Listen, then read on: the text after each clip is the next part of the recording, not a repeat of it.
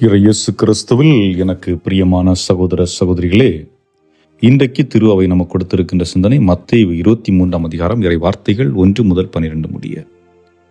இங்கே 3 பகுதிகளாக பிரிக்கலாம். முதலாவது பகுதியிலே மறைநூல் அறிஞரும் பரிசேயரும் மோசேயின் அதிகாரத்தை கொண்டிருக்கின்றனர். ஆனால் அவர்கள் சொல்வதையெல்லாம் கடைபிடியுங்கள், அவர்கள் செய்வதையெல்லாம் செய்யாதீர்கள் என்று சொல்லுகின்றார். இரண்டாவது, இவர்கள், அதாவது இந்த மறைநூல் அறிஞரும் பரிசேயர்களும் மக்கள் பார்க்க வேண்டும் என்று பல செய்கைகளை பல இடங்களில் செய்கின்றார்கள்.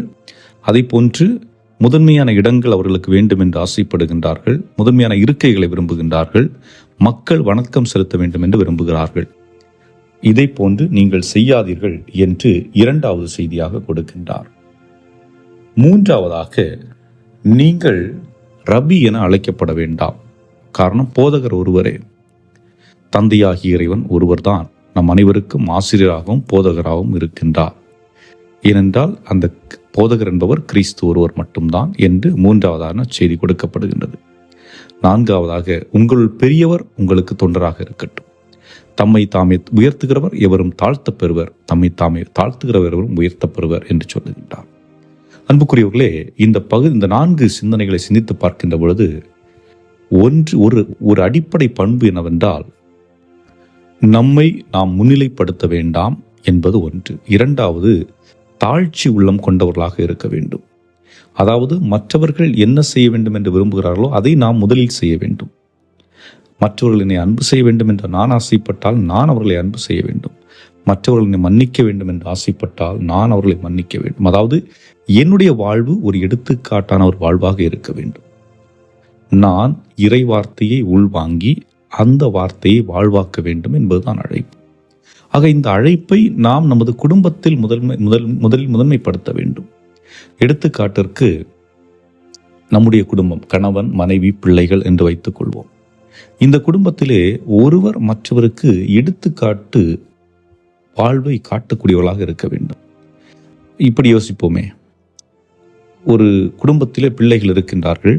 இந்த பிள்ளைகள் சரியாக படிக்கவில்லை. ஆனால் பெற்றோர்கள் இந்த குழந்தைகளை படி படி படி என்று அழுத்தம் கொடுத்து கொண்டிருக்கின்றார்கள்.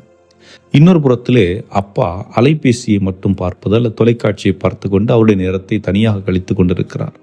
அம்மா சமையலறையிலிருந்து கத்தி கொண்டிருக்கின்றார். இப்படிப்பட்ட சூழலிலே இந்த குழந்தைகள் அருகிலிருந்து அவர்களுக்கு படிப்பதற்கு உதவி செய்வது யார்? முதல் கேள்வி. இரண்டாவது, இந்த குழந்தைகளுக்கு அன்பு காட்டுவது யார்? இந்த குழந்தைகளுக்கு அந்த வீட்டிலிருந்து வழிகாட்டுவர், மோட்டிவேட் செய்வது யார்? யாரும் இல்லை. அப்படிப்பட்ட சூழலிலே இந்த குழந்தைகள் வீட்டிலும் பெற்றோர்கள் இருந்தும் அனாதை ஆகிறார்கள். அதே போன்று பள்ளிக்கூடத்தில் எடுத்துக்கொண்டாலும் அங்கே எல்லா ஆசிரியர்களும் எல்லா மாணவர்களுக்கும் தங்களுடைய நேரத்தை, தங்களுடைய அட்டென்ஷன் கொடுக்க முடியாது. ஏன்னா இப்போ ஒரு வகுப்பில் 40 பேர் இருக்கிறாங்கன்னா அந்த 1 மணி நேரத்தில் 40 பேரையும் அவர்கள் கவனிக்க முடியாது. இருந்தாலும் அவர்கள் என்னதான் செய்தாலும் பெற்றோர்களுடைய அந்த ஒரு பாச பிணைப்பாக இருக்கலாம் அல்லது உடனிருப்பாக இருக்கலாம், அவர்களுடைய நேரத்தை கொடுப்பதாக இருக்கலாம், முக்கியத்துவம் பெறுகிறது. ஆனால் அப்படி செய்யாமல் அந்த குழந்தை நாளை ஒரு தவறு செய்கின்ற பொழுது அந்த குழந்தையின் மீது அவர்கள் குறை கூறுவதும், குழந்தையை அடித்து திட்டுவதும், ஏன் மதிப்பெண்கள் சரியாக வாங்கவில்லை என்று கேள்வி கேட்டு அந்த குழந்தைக்கு குடைச்சல் கொடுப்பதும் எந்த விதத்தில் நியாயம்? நிச்சயமாக நியாயம் இல்லை. அப்படி பார்க்கின்ற பொழுது இந்த பரிசேயர்கள் மறைநூல் அறிஞர்கள் செய்த செயலை தான் அந்த பெற்றோர்களும் செய்கிறார்கள் என்றுதான் பார்க்க முடிகிறது. ஆகவே அன்புக்குரியவர்களே, இறுதியாக இந்த நற்செய்தியில் பார்க்கின்ற பொழுது ஆண்டவர் சொல்கிறார், உங்களுள் பெரியவராக இருக்க விரும்புகிறவர்கள் தொண்டராக இருக்கட்டும். தம்மை தாமே உயர்த்துகிறவரும் தாழ்த்து பெறுவர், தம்மை தாமே தாழ்த்துகிறவரும் உயர்த்த பெறுவர். ஆக நாம் நம்முடைய குழந்தைகளோடு இருக்கின்ற பொழுது குழந்தைகளாக இருக்க வேண்டும். அதே போன்று யாரோடு பழகுகிறோமோ அவர்களுடைய தன்மை கொண்டு இருக்க வேண்டும். நான் பெரியவன், நான் படித்தவன், எனக்கு எல்லாம் தெரியும் அப்படிங்கிற அந்த மமதை தேவையில்லை. ஏனென்றால் நீங்கள் குழந்தைகளிடத்தில் விளையாட வேண்டும் என்றால் குழந்தைகளை போன்று மாறினால் மட்டும்தான் முடியும். ஆண்டவர் சொல்கிறார், குழந்தை போல் மாறாவிடில் நீங்கள் விண்ணரசிற்கு புக முடியாது என்ற ஒரு செய்தியை கொடுக்கின்றார். ஆக அந்த அடிப்படையில் நாம் அனைவரும் நம்முடைய வாழ்வில் நாம் இந்த சமூகத்திலே சிறிய ஒரு வட்டத்திற்குள் இருக்கின்றோம் என்பதை உணர்ந்து செயல்பட வேண்டும். கடந்த நாட்களிலே வலையொலியிலே ஒரு சிறிய வீடியோ பார்க்க நேர்ந்தது. அதில்